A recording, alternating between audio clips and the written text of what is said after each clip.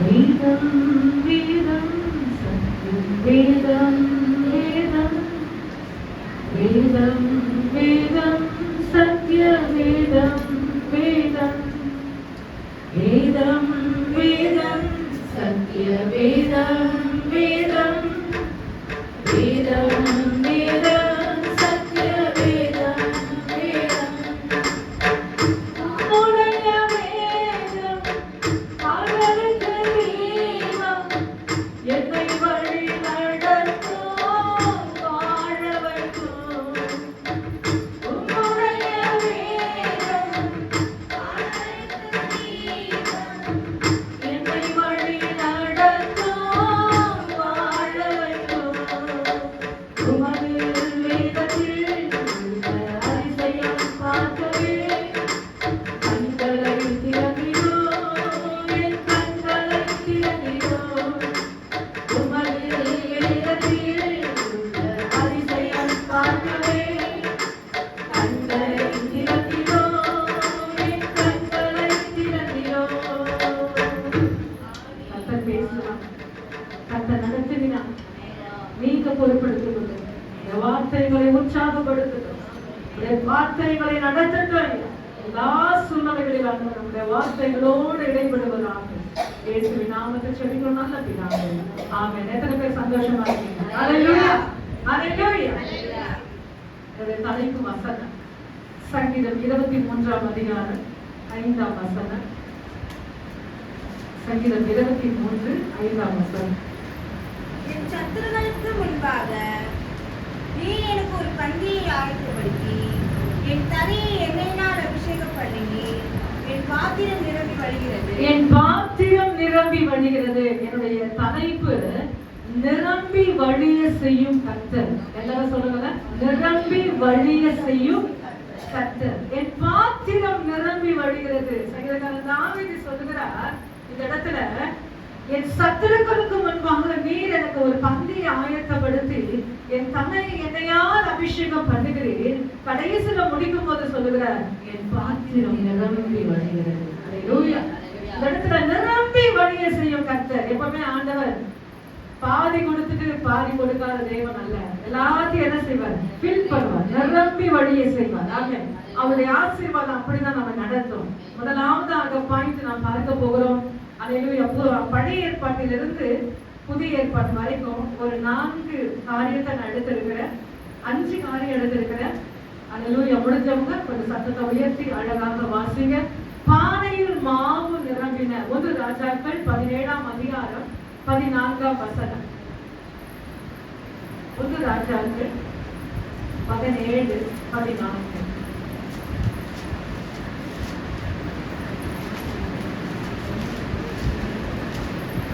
கர்த்தர் தேசத்தின் மேலே மழையை கட்டளையிட்ட நாள் மட்டும் பானையின் மாவு செலவழிந்து போவதும் இல்லை,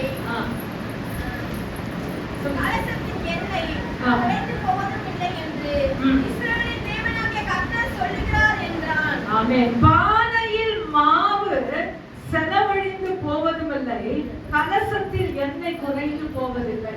இந்த ஆசீர்வாதம் கிடைப்பதற்கு முன்பாக அவர்களுடைய சூழ்நிலை என்ன, அவருடைய காரியம் என்ன என்று நாம் பார்ப்போம். ஆனால் இங்கு நாம் வாசிக்கிறோம். ஹல்லேலூயா. முதலாவதாக 10 வசனம் வாசிங்க. அப்படியே அவன் எழுந்து சாரிபாத்துக்கு போனான். அந்த பட்டணத்திலே ஒளிமுக வாசலிலே அவன் வந்தபோது அங்கே ஒரு விதவை விறகு பொறுக்கிக் கொண்டு இருந்தாள். அவன் அவளை பார்த்து கூப்பிட்டு, நான் குடிக்கிறதற்கு கொஞ்சம் தண்ணீரும் ஒரு பாத்திரத்தில் எனக்கு கொண்டு வா என்றான். 11 கொண்டு வர அவன் போகிற போது அவன் அவளை நோக்கி கூப்பிட்டு, கொஞ்சம் அப்பமும் கையிலே கொண்டு வா என்றான். அருமையான ஊழியர் எலியா அந்த இடத்துல வந்திருக்கிறார். ஆண்டவர் சொன்னார், சாரிபாத் விதவை விட்டு என்ன செஞ்ச, நீ அங்க போ, உன்னை நான் போஷிக்க உன்னை கட்டளையிடுவேன்னு சொல்லுறார். ஆனா இந்த இடத்துல அவன் என்ன செய்யறானா, எத்தனை விறகு பொறுக்கிறான்னா, விறகு எத்தனை பொறுக்குவாங்க சொல்லுங்களேன்? நிறைய இருக்குன்னா என்ன செய்வீங்க? நிறைய இருக்குன்னா மூட்டை. கரெக்டான வார்த்தை. மூட்டை என்ன இருக்கு?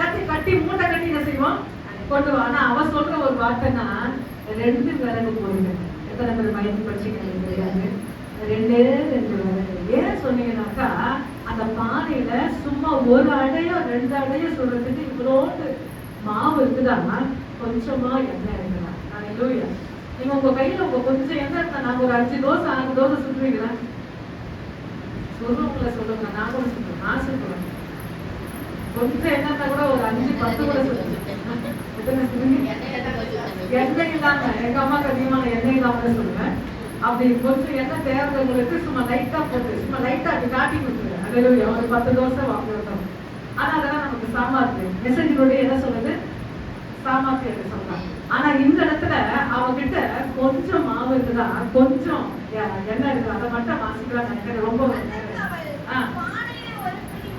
ஒரு பிடி நான் சொல்லுங்களேன். உங்க கையை வச்சு சொல்லுங்க.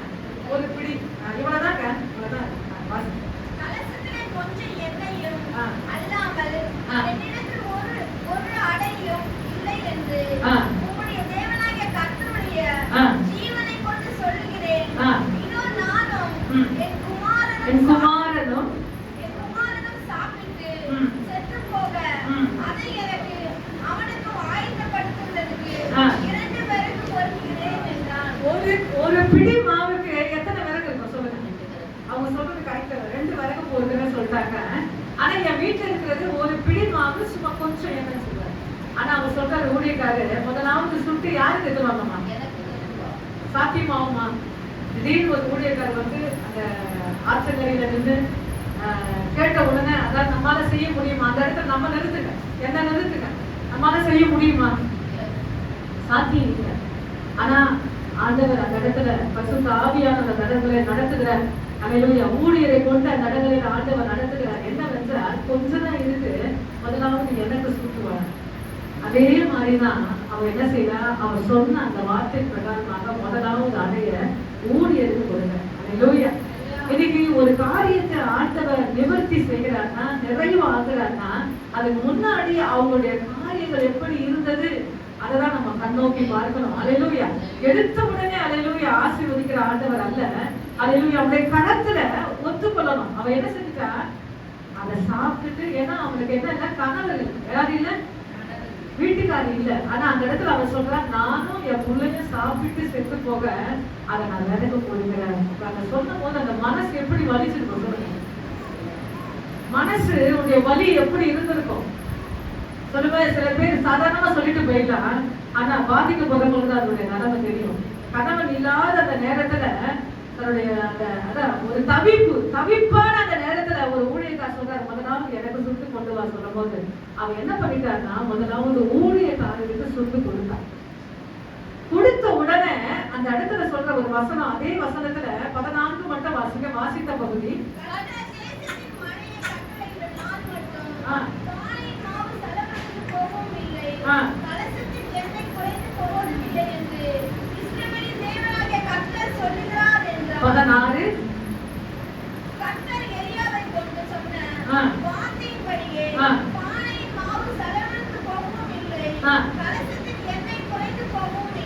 பானையில ஒரு பிடி மாவுதான் இருக்கு. அந்த ஊழியருக்கு எடுத்து முதலாவது எடுத்து சுடுறா.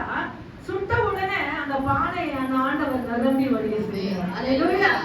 அதான் ஒரு இடத்துல சொல்றாரு, ஒருத்தர் பசுத்தவன் கேட்கிறாரு, உங்க பேர் என்ன? அது கேட்கும் போது அவர் சொல்றாரு, என் பேரு அதிசயம். என்ன சொல்றாரு? என் பேரு அதிசயம். ஏசாயா புத்தகத்துல ஒரு வார்த்தை உண்டு, நமக்கு ஒரு பாலகன் கொடுக்கப்பட்டார், அந்த நாமத்துல ஒரு நாமம், அவர் அதிசயமானவர். அல்லேலூயா. அவர் அதிசயமானவர். அல்லேலூயா. முதலாவது கர்த்தருடைய வார்த்தைக்கு நாம் கீழ்ப்படியும் போது, இல்ல நான் கீழ்ப்படிய மாட்டேன், எனக்கு ஆசீர்வாதமே என்னன்னா அந்த இடத்துல நீங்க பெற்றுக்கொள்ள முடியாது, விடுதலையை அடைய முடியாது. நான் இப்படிதான் இருப்பேன், என் ஸ்டைல் இப்படிதான் இருக்கும் சொன்னீங்கன்னா அப்படி சொல்லுவாங்க. ஆனா அந்த இடத்துல கர்த்தருடைய வார்த்தை நமக்கு என்ன பேசுகிறது?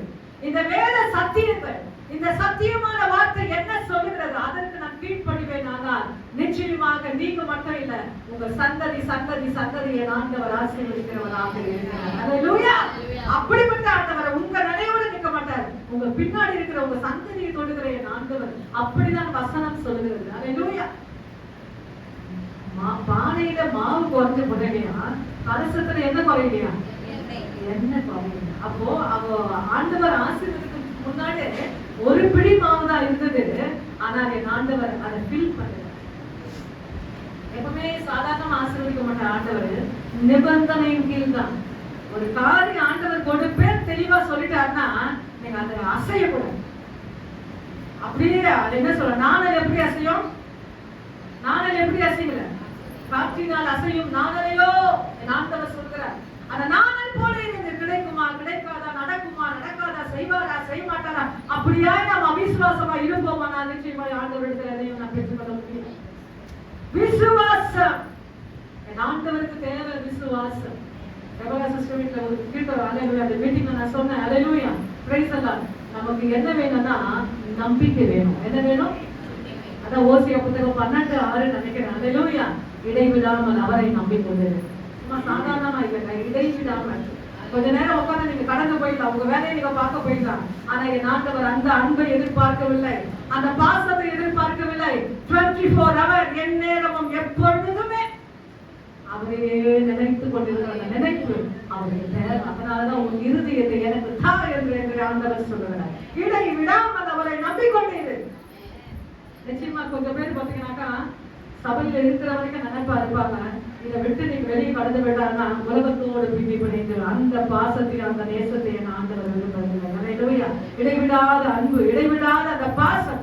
எப்ப தூங்கி எழுந்தானா ஏசப்பா ஏசப்பா. அம்மாவை கூப்பிடாதீங்க, அப்பாவை கூப்பிடாதீங்க, வீட்டுக்காரரை கூப்பிடாதீங்க, மனைவியை கூப்பிடாது, யாரை கூப்பிடுங்க? ஆண்டவரை கூப்பிடுங்க. நிச்சயமாய் அவர் சந்ததியை ஆசீர்வதிங்க.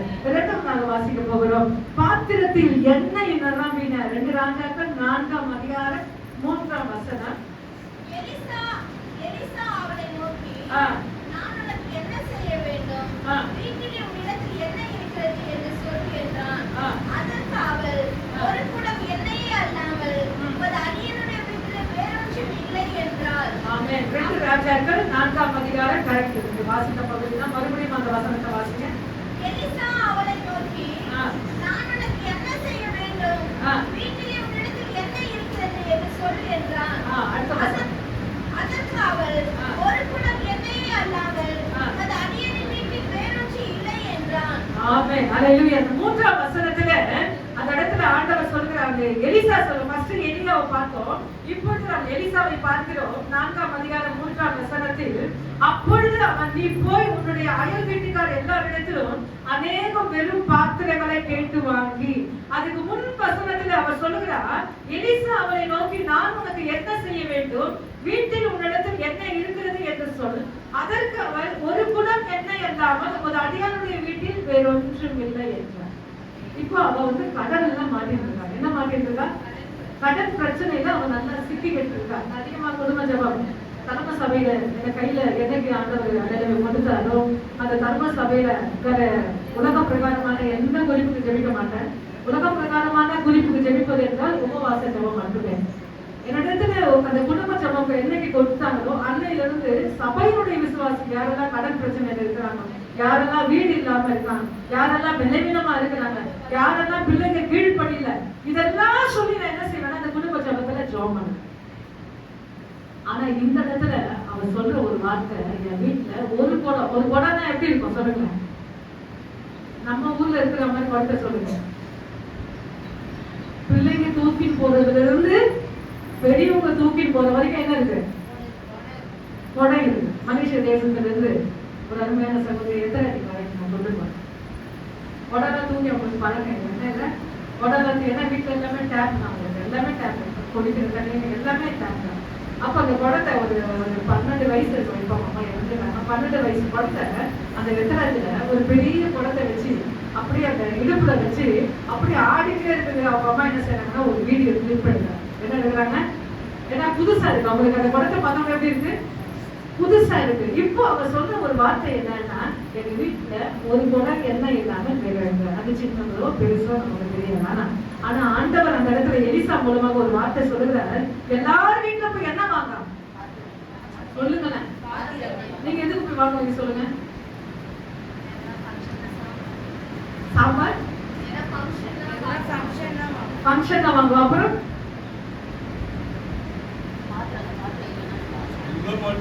சொல்லுங்க.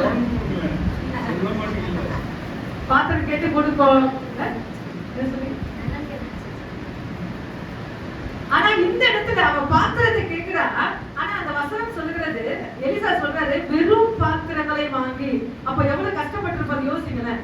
சில பேர் கொடுத்திருப்பாங்க, சில பேர் கொடுக்க மாட்டாங்க. இந்த காலத்துல நாங்க இன்னைக்கு ஆசீர்வாதமா இருக்கிறோம். ஊழியத்துல வந்த பிறகு எங்க அம்மா 2 வாலிப பிள்ளைங்க, பெண் பிள்ளைகளை வச்சுட்டு எங்க அம்மா எவ்வளவு கஷ்டப்பட்டாங்க எனக்கு நல்லா தெரியும். அந்த இடத்துல விடுதலை வெளியே போக முடியாது, வெளியே வர முடியாது. 2 பிள்ளைகளை வச்சுட்டு ரொம்ப கஷ்டப்பட்டாங்க. ஆனா அந்த இடத்துல பாத்தீங்கன்னாக்கா ஊழியத்துல வந்த புதுசுல எங்களுக்கு என்ன இல்லைனாக்கா பயங்கரமான சோதனைகள் அனுபவிக்க ஆரம்பிக்கிறோம். என்ன இல்ல, ஆகாரம் இல்லை. என்ன இல்ல, ஆகாரம் இல்லை, சாப்பாடு இல்லை. அப்போ எதிர் வீட்டுல ஒரு சகோதரி இருக்காங்க. ஜபம் நடத்தும் போது அவங்க எட்டி பார்ப்பாங்க, அதை வந்து அட்டன் பண்ண மாட்டாங்க. ஆனா அந்த இடத்துல பாத்தீங்கன்னாக்கா அந்த கஞ்சி தண்ணி எங்க நாங்க கேட்க போதும் சொல்லி கஞ்சி தண்ணி என்ன செய்வாங்க, பாத்ரூம்ல குடிப்போம். ஆனா அந்த கஞ்சி தண்ணி அந்த புறஜாதிகள் வீட்டுல குடிக்க கூடாதுன்னு சொல்லி அந்த சத்தியமான வார்த்தைகளை நாங்க கேட்டு இருக்கிறோம். அது எங்க ரத்தத்துல ஊறி இருக்கு. ஆனா அந்த இடத்துல எதுக்கு கேட்போம்னா, அந்த ஒயிட் துணி துவைக்கும் போது, வெள்ளை துணிகள் துவைக்கும் போது அந்த காட்டன் சரி எங்க அம்மாக்காக நாங்க கேட்போம். ஆனா அந்த இடத்துல அவங்க மார்க்கெட்டுக்கு இவங்க பேக் தூக்கிட்டு போல, இவங்க உள்ளேயே இருக்கிறாங்களே வெளியே வரலையேன்னு சொல்லி எங்க கஞ்சி தண்ணி கேட்க போறாங்களோ, இதை குடிச்சுட்டு அவங்க வாழ போறாங்களோ என்னன்னு தெரியாது. ஆனா அந்த கஞ்சி தண்ணி என்ன செய்வாங்க, அப்படி பாத்ரூம்ல போய் ஊற்றிடுவாங்க. நான் போய் கேட்கும் போது உப்பெல்லாம் ஊற்றிடுவாங்க. அவங்க முதலே கேட்க வேண்டியது. அதே ரொம்ப ஒரு மாதிரி கஷ்டமா இருக்கும். ஆனா கடைசியில அவங்களுக்கு இருக்க ஒரே பெண் பிள்ளைய எங்க வீட்டுக்கு அவங்க அனுப்புனாங்க. அனுப்புனா நம்ம விட்டுருவோமா? எபிமான் மாதிரி ஜெபிக்கும். எபிமான் மாதிரி முக்காடு போட்டு எல்லாருக்கும் தலையில கையை வச்சு ஜெபிக்கும். அந்த குழந்தை அக்கா இருக்கு. ஆனா அவங்க இடத்துல இந்து மதத்துல இருக்கும் போது யாகமா எங்க வீட்டுக்கு 3வது மாடி அந்த சிறிய கூடாரத்து நாங்க நடத்துக்கிற அந்த ஜபத்துக்கு அவங்க கடந்து வந்தாங்க. கடந்து வந்தோட அந்த குழந்தையை பார்த்தாங்க, வித்தியாசமா இருந்தது. அப்ப எங்க அம்மா சொன்னாங்க, 25 பைசாவை கொடுத்து குழந்தைய நம்ம வாங்கிடணும். அவங்க என்ன சொல்றாங்க, அந்த காலகட்டத்துல என்ன செய்வாங்க, காசு கொடுத்து வாங்குவாங்க. குழந்தைய என்ன செய்வாங்க, காசு கொடுத்து வாங்குவாங்க. அப்போ அந்த 25 காசு கொடுத்து யாகமா அந்த குழந்தைய வாங்குறாங்க எங்க வீட்டுல. நிச்சயமா ஆண்டவர் ஒரு காரியத்தை போக்கஸ் பண்றாங்க, நிச்சயமா விட மாட்டாங்க. ஆமென், அல்லேலூயா. ஆனா அந்த இடத்துல அந்த குழந்தை அந்த பில்டிங்ல எமிமா மாதிரியே பாடுவா, நல்லா முக்காடு போட்டு அந்த சின்ன டவலை போட்டு அப்படியே ஆடிட்டே இருக்கும். 24 மணி நேரம் ஆடிட்டு இருக்கும். ஏன் இந்த காரியத்தை நான் சொல்றேன், நான் ஊழியத்துக்கு வருவதற்கு முன்பாக அந்த சோதனைகளை நாங்க சகிச்சதுனாலதான் இன்னைக்கு ஆண்டவர் அல்லேலூயா தலைமை சபை கிளை சபைகளை கற்றுக் கொடுத்து கத்தர் உயர்த்தி இருக்கிறார். ஆனா நிக்கணும். அந்த குழந்தை பாத்தீங்கன்னாக்கா ஒரு பொண்ணுதான். நான் வண்டி ஓட்டிட்டு வரும்போது அவங்க அப்பா என்ன பார்த்து பேசினார். வண்டி ஓட்டிட்டே இருக்கும்போது நானு ஏரியா விட்டு ஏரியா மாறினதுனால அதே இடத்துலதான் ஆண்டவர் இன்னொரு இடம் கொடுத்தாரு எனக்கு. அப்ப நானு அவரு ஜென்ஸா இருக்கிறதுனால நான் கொஞ்சம் சிரிக்க மாட்டேன். வண்டிகள்லாம் போகும்போது கொஞ்சம் அவாய்ட் பண்ணுவேன். அப்போ அவங்க அந்த ஒரு ரேஷன் கடையில் நிற்கும் போது அவங்க தகப்பனார் என்னை பார்த்து அம்மா கிட்ட நான் கூட்டிட்டு வருவா, என் பிள்ளைய என்ன செய்வேங்க, அம்மாட்ட கூட்டிட்டு வர. கல்யாணம் ஆகி எத்தனை வருஷம்? 15 வருஷம். என்ன இல்லை, குழந்தை. அப்ப நான் சொன்னேன், ஆண்டவர் நிச்சயமாக உங்க பெண் பிள்ளைய ஆண்டவர் அன்னைக்கே முன்குறிச்சிட்டாரு, எங்க விசுவாசத்தோடு கொண்டு வாங்க, நிச்சயமாக கர்த்தர் அற்புதம் செய்வாங்க. ஏன்னா யாகமா மூலியமாக அந்த குழந்தை வாங்கப்பட்டது. அந்த காரியங்கள் நான் வாலிப பிள்ளை, 13-14 வயசு பிள்ளை. அப்ப நான் 10th படிக்கிறேன்னு நினைக்கிறேன். அந்த காரியங்கள் அந்த காட்சிகள் இன்னும் என்னால மறக்க முடியல. ஏன் இந்த காரியத்தை நான் சொல்லுகிறேன்னா, ஒரு காரியத்தை ஆண்டவர் ஊழியக்காரர் மூலமாக ஒரு காரியத்தை செய்வார். ஆனால் நிச்சயமாக அதை என்ன செய்வார், ஆண்டவர் உறுதிப்படுத்துவார். என்ன பண்ணுவார், உறுதிப்படுத்துவார். ஆனா இந்த இடத்துல ஒரு குடம் எண்ணெய் அல்லாமல் ஒண்ணுமே இல்லை. அப்போ அவர் சொல்றாரு, வீட்டுல போய் எல்லா காலி பாத்திரத்தை வாங்குறது. சில பேர் கொடுத்துருக்கலாம், சில பேர் என்ன செஞ்சிருக்கலாம், கொடுக்காம இருந்திருக்கலாம். வாசிப்போமா அந்த வசனத்தை? நீ போய் உன்னுடைய அயலான் வீட்டுக்காரர் எல்லாரிடத்திலும் அநேக வெறும் பாத்திரங்களை கேட்டு வாங்கி உள்ளே போய் உன் பிள்ளையோ உள்ளே நின்று கதவை பூட்டி அந்த பாத்திரங்களையே எல்லாவற்றிலும் பார்த்து இறந்ததையும் பக்கத்தில் வை என்றார். போதும். இப்போ எல்லா பாத்திரத்தை வாங்கிட்டு ஆண்டவர் என்ன சொல்றாரு, பூட்டு என்றார். என்ன சொல்றாரு, பூட்டு என்றார். ஆனா பூட்டுன்னு சொன்னா பூட்டிடணும். என்ன பண்ணா, பூட்டி அந்த இடத்துல இல்ல நான் இப்படிதான் இருப்பேனா, நீ அப்படிதான் இரு, நீ கடைசி வரைக்கும் தான் அப்படிதான் இருப்பேன்னு வராது. ஆனா அந்த இடத்துல பூட்டின உடனே அந்த விசுவாசத்தின் வார்த்தைக்கு அவர் கீழ்ப்படித்து பாத்திரத்தை எல்லாத்தையும் காலியா வைக்கிற அந்த இடத்துல எங்க இருந்துதான் அந்த இடத்துல எண்ணெய் வந்தது என்று நமக்கு தெரியாது. எண்ணெய் யாருக்கு அடையாளம் என்றால் பரிசுத்த ஆவியானவருக்கு அடையாளம். என்ன எதுக்கு அடையாளம்? பரிசுத்த ஆவியானவருக்கு அடையாளம் என்று வசனம் சொல்கிறது. ஆனா இந்த இடத்துல எல்லா காலி பாத்திரத்தை எப்படி அவர் ஃபீல் பண்ணுகிறார் என்று பார்ப்போமானால், இப்பொழுது 6ஆம் வசனம் வாசிங்க. அந்த பாத்திரங்களை நிறைந்த பின் அவன் தன் மகனை ஒருவனை நோக்கி, இன்னும் ஒரு பாத்திரம் கொண்டு வா என்றார். அதற்கு அவன், என் பாத்திரம் இல்லை என்றார். அப்பொழுது எண்ணெய் நின்று போயிடுச்சு. பாத்திரம் இல்லை என்று சொல்லுகிற அளவுக்கு என்ன செய்வார் ஆண்டவர்? நிரம்ப செய்வார், நிரம்ப செய்வார். அல்லேலூயா. என்கிட்ட ஒண்ணுமே இல்லை, அவ்வளவுதான், எல்லாமே என்கிட்ட ஒண்ணுமே இல்லை, அவ்வளவுதான் சொல்ற அளவுக்கு என்ன செய்வார் ஆண்டவர்? நம்ம ஆசீர்வாதம். அப்ப அதுக்கு முன்னாடி அந்த பாத்திரம் எப்படி இருந்தது? வெறுமையானது. அந்த பாத்திரம் எப்படி இருந்தது? இன்னைக்கு கூட வெறுமையான சூழ்நிலைகள் மத்தியில நீங்க டிராவல் பண்ணலாம், நீங்க தலையில கடந்து போலாம், பயணம் செய்யலாம். ஆனா அந்த இடத்துல ஆண்டவரை பார்த்து கேள்வி கேட்காதீங்க. என்ன கேட்க கூடாது? கேள்வி கேட்காதீங்க. ஆனா அந்த இடத்துல இதை செல்ல எனக்கு சத்துவத்தை தாங்க ஆண்டவர், இந்த பாதையில கடந்து போக எனக்கு பலத்தை தாங்க ஆண்டவர். எத்தனை பேர் கேட்கிறீங்க?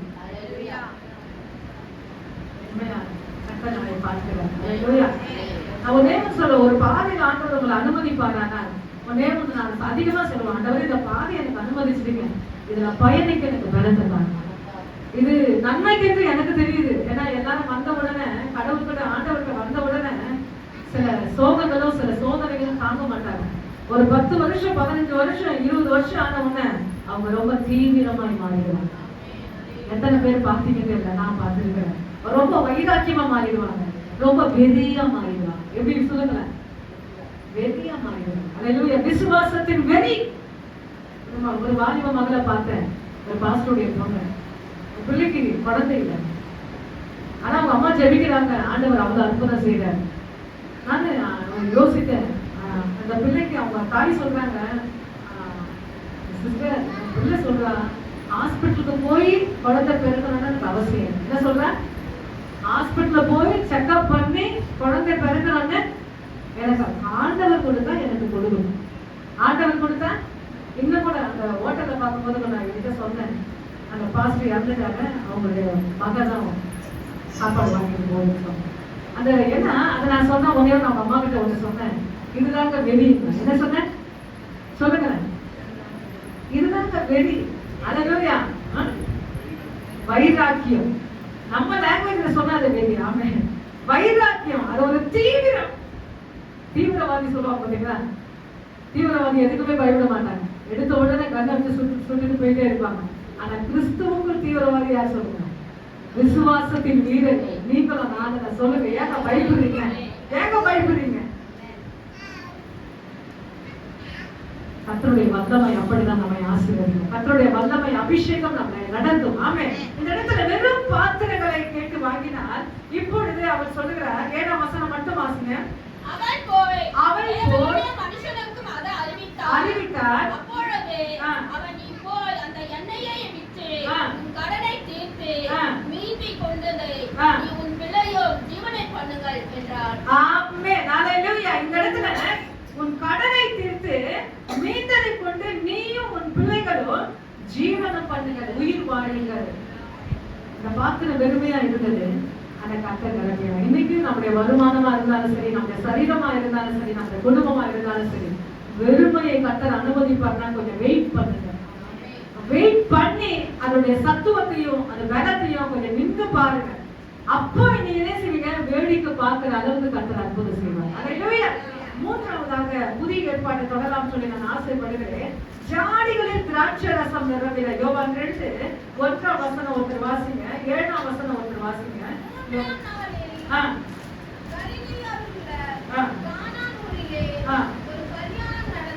ஆமென். ஆமென். 7ஆம் வசனம் ஒருத்தர் வாசிங்க. இயேசு வேலைக்காரனை நோக்கி, ஜாதிகளில் தண்ணீர் நிரப்புங்கள் என்றார். அவர்கள் அவைகளை நிறைய நிரப்பினார்கள். அவைகளை நிறைய நிரப்பினார்கள். வேலைக்காரரை நோக்கி ஜாடிகளிலே தண்ணீர்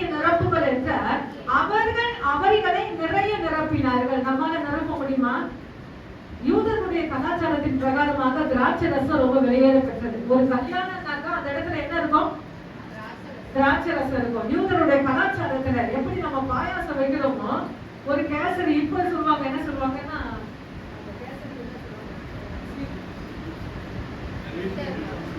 பிரெட் அல்வா. அதுதான் மைண்ட்ல இருக்கு, ஞாபகம் இல்லை. இப்ப எல்லாமே ஃபேமஸ்ல கல்யாணத்துல பாத்தீங்கன்னாக்கா பிரெட் அல்வா. ஆனா கல்யாணத்துல சாப்பாடுக்கு பாயாசம். ஆனா இந்த இடத்துல ஜூஸ் என்னன்னா கிரேப் ஜூஸ். அந்த இடத்துல இயேசு கிறிஸ்து இருக்கிறாரு, அவரு அழைச்சிருக்கிறாரு. யார அழைச்சிருக்காங்க? அழைப்பு இல்லாம என் ஆண்டவர் போக மாட்டாரு. எந்த கல்யாணத்துக்கு என்ன செய்ய மாட்டாரு. சில பேருக்கு புரியல. இந்த ட்ராக்ஸ் கொடுக்கும் போது அவ்வளோ கேள்வி கிட்டல். நான் நிச்சயமா அனுபவிச்சிருக்கிறேன். அந்த ட்ராக்ஸ் கொடுக்கும்போது அவ்வளோ கேள்வி கிட்டல். அந்த அன்பை பார்த்து அவங்க என்ன செய்வாங்கன்னா, இந்த உலகத்துக்கு அது பைத்தியமா இருக்கிறது, ரட்சிக்கப்பட்ட நமக்கும் அது வேத பலனாக இருக்கிறது. எத்தனையோ பேருக்கு நான் ட்ராக்ஸ் இந்த பகுதியில தான் அந்த ட்ராக்ஸ் நான் கொடுத்துருக்கேன். பள்ளமான இப்ப எடுத்து கட்டி இருக்கிறாங்க. அந்த என்ன சொல்லுவாங்கன்னா அத்தோ, அந்த அத்தோ கடையில இருக்கு பாத்தீங்களா? அந்த அத்தோ கடை ஸ்டார்டிங்ல வர்மா நகருக்கு முன்னாடி, நான் சொல்றேன், உள்ளே நான் போயிட்டேன். வர்மா நகர் உள்ளே போய் கொடுத்துருக்கேன் வீடு வீடா. வர்மா நகருக்கு முன்னாடியில அந்த பள்ளமா இருக்கும் ஏரியா, கீழே போய்னா கூட அந்த குடிசை வீட்டுல போய் நான் கைப்பிடிச்சு கொடுத்துருக்கிறேன். கட்டளை அறிஞ்சிருக்கிறேன். அல்லேலூயா. அந்த காலகட்டங்களில ஆனா ரோடெல்லாம் குண்டு குழியுமா இருக்கும். இப்பெல்லாம் ஸ்ட்ரெயிட்டா இருக்கும் ரோடு. அப்பெல்லாம் குண்டு குழியுமா இருக்கும். அப்பெல்லாம் வந்து டூ வீலர்ல, நான் டூ வீலர்ல கொஞ்சம் கத்துக்கிறதுக்கு முன்னாடி நான் ஆட்டோல வந்திருக்கிறேன். அதுக்கப்புறம் டூ வீலர்ல தனியா வந்து தாழ்வகுப்பு வரைக்கும் நான் கைப்பிடிச்சு நான் கொடுத்திருக்கிறேன். அல்லேலூயா. கர்த்தர் இன்னைக்கு ஆண்டவர் நிக்க வச்சிருக்கிறார். அல்லேலூயா. கர்த்தர் பெரியவர், நல்லவர். இப்பொழுது அவர்கள் நிறைய நிரப்பினார்கள். ஆண்டவர் சொல்றாங்க, ஒரு வார்த்தை மட்டும் வாசிங்க.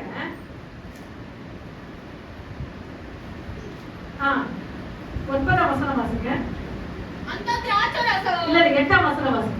அவர் அவர்களை நோக்கி, நீங்கள் இப்பொழுது முன்பே பந்தி விசாரிங்கள், இதத்தில் கொண்டு போக என்றார். அவர்களும் கொண்டு போனார்கள். வெறும் தண்ணீரை கொண்டு போவீங்களா? இந்த எக்ஸசைஸ் நீங்க பண்ணுவீங்களா? சொல்லுங்க. ஏதாவது யூடியூப்ல ஒரு எக்ஸசைஸ் பாத்தீங்கன்னா விடுவீங்களா? வயிறு குறையுது, காலு குறையுது, தொடை குறையுது சொன்ன உடனே நம்ம என்ன செய்வோம்? எக்ஸசைஸ் பண்ணுவோம். ஆமென். ரெவரன்ஸ் தலையாட்டுறாங்க. எக்ஸசைஸ் பண்ண உடனே இது செஞ்சா குறையுதுன்னு. ஆனா இந்த இடத்துல வெறும் தண்ணீரை கொண்டு போறதுக்கு ஆண்டவர் எக்ஸசைஸ் பண்ண சொல்றாரு. கொண்டு போங்கள். அந்த பந்தி விசாரிப்பு ஊத்துறா பாருங்க, அது பெரிய விஷயம் இல்ல. இந்த காலியான அந்த ஜாடியில வெறும் தண்ணீரை கொண்டு வர பாருங்க, அவன் தான் விசுவாச வீரன். அவன் தான் விசுவாச வீரன். புரியுது? வெறும் தண்ணீரை ஆண்டவர் கொண்டு போய் ஊத்துன்றாரு. அந்த கரடு முரடான விசுவாசம் சில காரியத்துல நமக்கு தேவை. கண்மூடித்தனமான விசுவாசம் சபைக்கு தேவை. இப்ப அந்த தண்ணீரை எங்க போய் கொண்டு போறான்னா, பந்தி விசாரிப்புக்காரன் அப்படியே கை மாறுது. எப்படி மாறுது? அந்த வெறும் தண்ணீர் எங்க போகுது? பந்தி விசாரிப்பு. அவன் என்ன செய்யறான்? அவனுக்கு ஒண்ணுமே புரியாது, ஒண்ணுமே தெரியல. ஊத்துனா அப்படியே கிரேப் ஜூஸ் ஆகும். அப்படிதான் ஆண்டவர் அதிசயமான சில சூழ்நிலைகள். அந்த ஒரு வசனம் மட்டும் வாசிங்க. அவர் சொல்ற ஒரு வசனம். கொடுத்து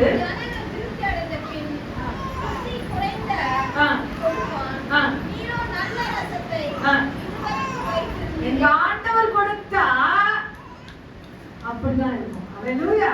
இந்த உலகத்துக்கு அது புரியாது. உன் பக்கத்துல இருக்கவங்களுக்கு புரியாது. அல்லேலூயா. முந்தி சும்மா சாதாரண இப்ப பாத்தீங்கன்னாக்கா பந்திக்கு முந்தி படைக்கு. அப்ப பந்திக்கு எப்படி இருக்கணும்? கடைசி வந்து எப்படி இருக்க சொல்லுங்க? சாம்பார்ல ரசம் ஆக்கிடுவாங்க. கடைசி பந்தியில நம்ம உட்கார்ந்து என்ன செய்வாங்க? சாம்பார்ல தண்ணியை ஊத்து, எப்படியோ அதை என்ன பண்ணிடணும்? நிவர்த்தி பண்ணிடணும். ஆனா என் ஆண்டவர், அல்லேலூயா, அந்த பிந்தி பந்தியை தான் என் ஆண்டவர் ஆசீர்வதிச்சார். அல்லேலூயா. சில பேருக்கு தெரியாது, இந்த ரகசியம் புரியாது. ஒருத்தங்க அவிசுவாசமா பேசிட்டே இருந்தாங்கன்னா நீங்க விசுவாசத்தை பத்தி பேசிட்டே இருங்க. அந்த அவிசுவாசனுடைய ஆவி உங்க மேல உட்காரத்துக்கு முன்னாடி நீங்க என்ன செய்யணும்? உஷாரா மாறி அந்த ஸ்பிரிட் அப்படியே உங்க கையில அல்லேலூயா கேட்ச் பண்ணாம விசுவாசத்திலே அள்ளி பேசுங்க. அல்லேலூயா. என் ஆண்டவர் எனக்கு செய்வார், என் தெய்வம் எனக்கு செய்வார். சிலுவையை பாருங்க, என் ஆண்டவர் அப்படிதான் உயிர் விட்டு 3ஆம் நாளிலே உயிர்த்தெழுந்தார். அந்த வல்லமை என்னை நடத்தும், என் பிள்ளைகளை நடத்தும், என் குடும்பத்தை நடத்தும். ஆனா கொஞ்சம் கேப் விட்டீங்கன்னா அந்த அவிசுவாசம் அப்படியே தொத்து வியாதி மாதிரி உங்க பக்கத்துல வரும். அதான் ஒரு வசனம் பேதுரு சொல்றார், எவனை விழுங்கலாமோ என்று அவன் வகை தேடி சுற்றி கொண்டிருக்கிறார். யார் சொல்லுங்க? அதனால ஒருத்தங்க அவிசுவாசமா ரொம்ப பேசுறாங்க, நான் ரொம்ப ஜாக்கிரதையா இருக்கேன். அந்த இடத்துல விசுவாசத்தை வார்த்தையை ஊற்று மாறி கொண்டு வாங்க. அதை நீர் ஊற்று மாறி இயேசுவின் நாமத்தினால கொப்பளிக்க ஆரம்பிங்க. நீதியான காரியத்தை என் ஆண்டவர் செய்ய அவர் வல்லமையுள்ள தேவனா இருக்கிறார். அப்படிதாங்க கானா ஒரு கல்யாணத்தை என் ஆண்டவர் முடிச்சார். இப்பொழுது வாசிங்க, 4வது சப்ஜெக்ட் நிக்க விரும்புறேன். யோவான் 4:11 வாசிங்க. நான் முடிக்க விரும்புறேன். யோவான் 4:11. ஒருத்தர் 12 வாசிங்க, ஒருத்தர் 13 வாசிங்க. அப்பங்களை எடுத்து ஸ்தோத்திரம் பண்ணி சீஷர்களிடத்தில் கொடுத்தார். சீஷர்கள் பண்டித்தவர்களுக்கு கொடுத்தார்கள். அப்படியே மீன்களையும் அவர் எடுத்து 11 ஒருத்தர் வாசிங்க, 12 ஒருத்தர் வாசிங்க, 13 ஒருத்தர் வாசிங்க. 6, 12 வாசிங்க. திருப்தி அடைந்த பின்பு அவர் தம்முடைய சீஷர்களை நோக்கி ஒன்றும் சேதமாய் போகாதபடிக்கு நீதியான துணியை சேர்த்து வையுங்கள் என்றார். ஆமென். ஹalleluya. praise the lord. அந்தபடியே அவர்கள் சேர்ந்து வெட்கோதுமைகளையும் அப்பங்களையும் 5 அவர்கள் சாப்பிட்டு மீதியான துணிக்கைகளினால் 12 கூடைகளை நிரப்பினார்கள். இந்த இடத்துல ஆண்டவர் அப்பத்தை கொடுக்க சொல்றாரு. அதுக்கு முன்னாடி 7ஆம் வசனம் சொல்லப்படுகிறது.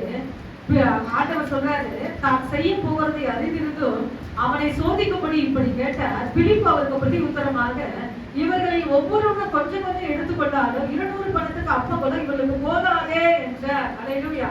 ஆனா இந்த இடத்துல ஆண்டவர் சொல்லுகிறார், இவங்களுக்கு நீ சாப்பாடு கொடுக்கணும். அப்ப அவர் சொல்றாரு, இல்லங்க கொஞ்சம் அப்பம் தான் இருக்கு, கொஞ்சம் மீன் தான் இருக்கு, இது எத்தனை பேருக்கு சாத்தியமாகும்? நீங்க அப்படிதாங்க ஒரு கல்யாணத்தை நீங்க ஆரம்பிச்சிட்டீங்கன்னா, உங்க வீட்டுல ஒரு நல்ல ஒரு ஃபங்க்ஷன் நீங்க ஆரம்பிச்சிட்டீங்கன்னா, கையில ஒண்ணுமே இருக்காது. உங்க பக்கத்துல இருக்கிற உங்க பிள்ளைங்க கேலியா பேசுவாங்க, உங்க வீட்டுக்கு உங்க மனைவி கேலியா பேசுவாங்க. அதற்கெல்லாம் நீங்க செவி கொடுக்காதீங்க. நிச்சயமாக கர்த்தர் அற்புதம் செய்வார். ஆனால் நீங்க வலது கால முன்ன வச்சு ஆரம்பிச்சு பாருங்க. அது விசுவாசத்தினுடைய நடை. ஆண்டவர் செய்வார். நம்ம அப்படிதான். அப்பாவுடைய வருமானம் இல்லை, அம்மா மகிமையாக 4 திருமணங்களை எங்க அம்மா முடிச்சாங்க. ஆமென். ஒண்ணுமே இல்லை, இன்னைக்கு வரைக்கும் சாட்சி சொல்றாங்க, கையில ஒண்ணும் இல்லை. என் பிள்ளைகளுக்காக நான் ஸ்டெப் எடுக்க ஆரம்பிச்சேன். என் ஆண்டவர் எல்லாத்தையும் முடிக்க என் ஆண்டவர் உதவி செஞ்சா சொன்னாங்க. அல்லேலூயா. ஆனா இந்த இடத்துல இந்த கூடைகள் எப்படி ஆண்டவர் நிரப்பினார்னா, 12ஆம் வசனம் வாசிங்க. 6:12. அவர் திருப்தி அடைந்த பின்பு சீஷர்களை நோக்கி ஒன்றும் சேதமாகாத போகாதபடிக்கு மீதியான துணிக்கைகளை சேர்த்து வையுங்கள் என்றார். ஆமென். அந்தபடியே அவர்கள் சேர்த்து வைத்த கோதுமையின் அப்பங்களையும் 5 அவர்கள் சாப்பிட்டு எத்தனை கூடை எடுத்தாங்க? 13 மட்டும் வாசிங்க. 12 கூடையை நிரப்பினார்கள். போதும். 12 எத்தனை அப்போஸ்தலர் சொல்லுங்க? 12 சீஷரா? இப்ப சொன்னா பாருங்க, ஆண்டவர் சொல்றாரு அப்பத்தை கொடுத்து அனுப்புன்னு சொல்றாரு. ஒரு சீஷர் சொல்றா பாருங்க, முடியாது, சாத்தியம் இல்ல, எக்கச்சக்கமான ஜனங்கள் இருக்காங்க ஆண்டவர், என்ன ஆண்டவரை நீங்க நினைச்சுங்க, இது வனாந்தரம், கடை இல்ல, ஒண்ணும் இல்ல, என்னென்னமோ எக்ஸ்ட்ரா. ஆனா என் ஆண்டவர் இப்போ எல்லாத்தையும் முடிச்சுட்டாரு. வீட்டுக்கு 12 பேர் வீட்டுக்கு போனோம். 12 தலை மேல ஒவ்வொரு கூடையை வச்சு அனுப்புறாரு. என்ன பண்றாரு? 12 அப்போஸ்தலருடைய தலை மேல ஒவ்வொரு கூடையை வச்சு அனுப்புறாரு. எல்லாரும் கேட்கறாங்க, என்ன கூட இருக்கு? என் ஆண்டவர் எல்லாத்தையும் சாப்பிட்டு மீதியா எங்க வீட்டுக்கு கொண்டு போறோம் அப்படின்னு ஆசீர்வதிப்பார், சுமக்க வைப்பார். அவன் அவிசுவாசமாய் அவிசுவாசமாய் பேசின ஒவ்வொரு தலைமையில ஒவ்வொரு கூடைகளை வச்சு என் ஆண்டவர் அனுப்புகிறார். அப்படிதான் மகிமையா அனுப்புவார். அவிசுவாசத்துக்கு இடத்த கொடுக்காதீங்க. ஏன் 13 வைக்கிறாங்க? 13 கூடை எடுத்துருக்கலாங்க. ஏன் 12 அப்போஸ்தலர்? அந்த 12 அப்போஸ்தலர் என்ன பண்ணிட்டாங்கன்னா, ஒவ்வொரு கூடையா உங்க வீட்டுக்கு கொண்டு போனாங்க. கேலியா அவிசுவாசமாய் பேசின ஒவ்வொரு தலைமையில என் ஆண்டவர் சுமைகள் நான் அதிகமா சொல்லுவேன். ஆண்டவரே, சாப்பிட்டு போக மீதியான துணிக்கைகள் எடுக்கணும். வருமானத்துல நம்ம வருமானம் முழுசா அந்த மாசத்துல முடியக்கூடாது. சாப்பிட்டு போக மீதியான துணிகள் இன்ன வரைக்கும் அந்த ஜபத்தை நான் ஏறுகிறேன். என் விசுவாசிங்க அந்த வருமானத்துல மீதி என்ன செய்யணும்? பீரோல எடுத்து வைக்கணும். கர்த்தர் அப்படியே ஆசீர்வதிப்பாங்க. அப்படியே எம்டியா எடுக்கூடாது. ஆண்டவரே, மீதி எடுத்து வைக்கணும். ஏன்னா இந்த சப்ஜெக்ட் சொல்லி நான் அந்த ஜப குறிப்பை நான் வைப்பேன். ஆமென். கர்த்தர் அப்படியே நடத்துவார். அடுத்ததாக வாசிக்க போகிறோம் 5. படகுகளில் மீன்கள் நிரம்பின. லூக்கா 5ஆம் அதிகாரம் 5ஆம் வசனம் ஒருத்தர் வாசிங்க, 7ஆம் வசனம் முடிக்கிறேன். லூக்கா 5ஆம் அதிகாரத்துல 5ஆம் வசனம் ஒருத்தர், 7ஆம் வசனம் ஒருத்தர்.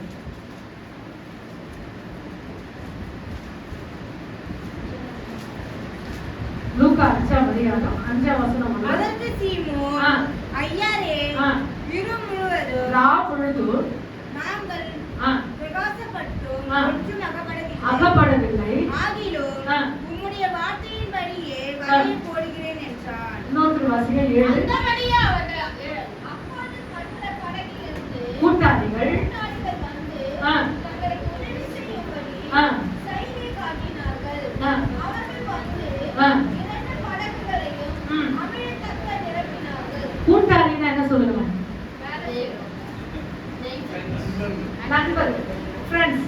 இந்த பக்கம் ஃப்ரெண்ட்ஸ், இந்த பக்கம் நண்பர்கள். இங்கிலீஷ் தமிழ். ஹalleluya. கூட்டாளிகள். கூட்டாளிகள் வந்து உங்களுக்கு ஹெல்ப் பண்ற அளவுக்கு ஆண்டவர் என்ன செய்வாரா? வலைய போட்டாங்கன்னா அதை இழுக்க முடியலையா? அதை இழுக்கிறதுக்கு இவங்களாம் வந்து உதவி செய்யறாங்களாம். கொஞ்சம் கற்பனை பண்ணுங்க, ஏதோ கற்பனை பண்றீங்களே, அதே ஃப்ரெண்டுக்கு போற மாதிரி அப்படியே என்ன சொல்றது, ஏரோப்ளைன்ல போற மாதிரி தான் நீங்க என்ன செய்வீங்க? கொஞ்சம் நம்ம அப்படி போற மாதிரி தான் கொஞ்சம் கற்பனை போதான் முடியல அப்படின்னா கற்பனை இதை கற்பனை பண்ணுங்க. ஹalleluya. இந்த இடத்துல அவர் ரொம்ப கஷ்டப்படுறார். ஆனா அவர் இழுக்கிறதுக்கு முன்னாடி அந்த வலை எப்படி இருந்ததுன்னா காலியா இருக்கு. அதான் புரியுதுங்களா?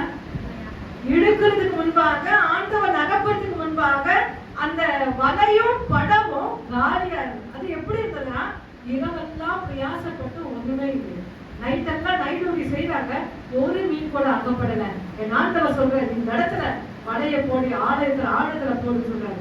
ஆழத்துல போட்ட உடனே என் ஆண்டவர் இடத்துல அற்புதம் செய்றார். எப்பவுமே ஆழமான அன்பு என் ஆண்டவர் எதிர்பார்த்தார். சும்மா ஃபார்மாலிட்டியா வந்து நான் ஃபார்மாலிட்டியா போறேன் இல்லை, சும்மா சாதாரணமா சபைக்கு வந்து நான் சாதாரணமா போறேன் இல்லை. என் ஆண்டவர் அப்படிப்பட்ட அன்பை விரும்பவில்லை. அது மாதிரி என்ன செய்வார் ஆண்டவர்? உங்களுக்கு என்ன செய்வார்? வேடிக்கை பொருள காட்சி பொருளா நீங்க நல்லா செஞ்சுவார். ஆண்டவர் நம்மளை வச்சிடுவார். ரொம்ப ஆழமாக டீப்பாக ஆண்டவர் சமூகத்துல ஆலயத்துல நின்று பாருங்க. கர்த்தர் அற்புதம் செய்ய அவர் வல்லமையுள்ள தேவனாக இருக்கிறார். ஹalleluya, ஹalleluya. ஆனா இந்த இடத்துல என் ஆண்டவர் என்ன பண்ணாரு? இப்பொழுது வாசிங்க 21:6 வாசிங்க. இயேசு உயிர் தெழுந்த பிறகு இன்னும் ஒரு ஆசீர்வாதம் கொடுக்கிறாரு. யோவான் 21:6 வசனம் வாசிங்க.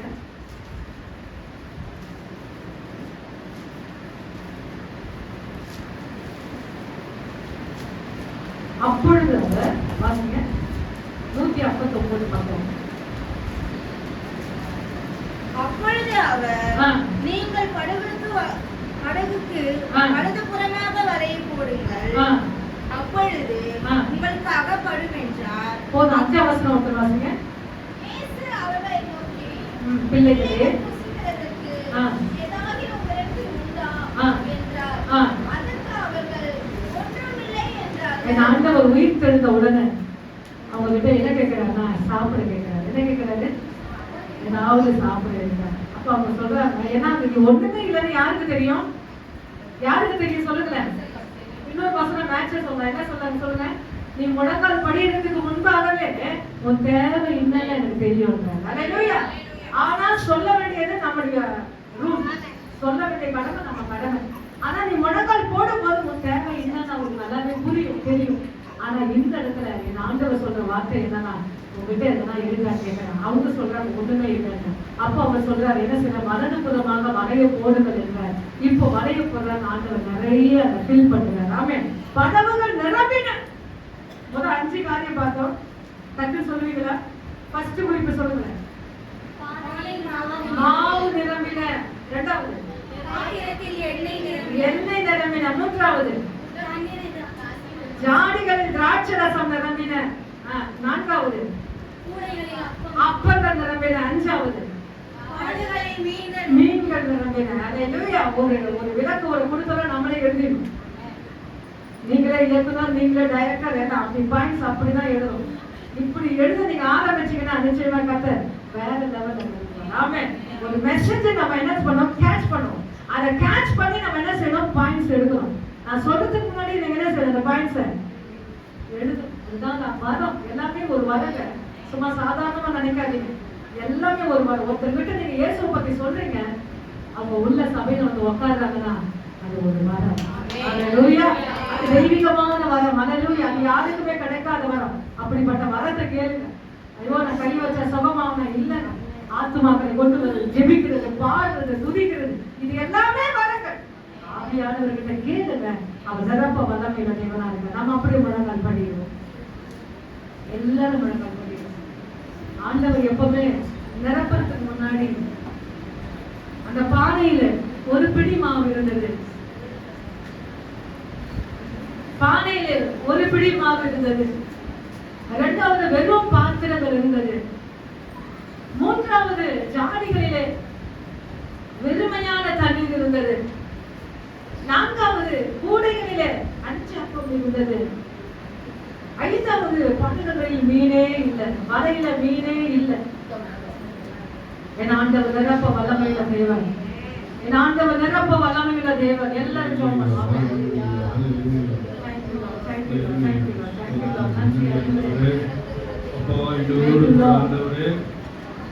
விசுவாசத்தை ஆண்டவரே தூண்டும் பின்னமாக எங்களோடு இடைப்பட்டதுக்காக மீண்டும் எங்களுக்குள்ள ஆண்டவரே நம்பிக்கை விசுவாசம் ஓங்கி வளர பரிசுத்த ஆவியானவர் எங்களை ஆட்கொண்டு நடத்தணுமா.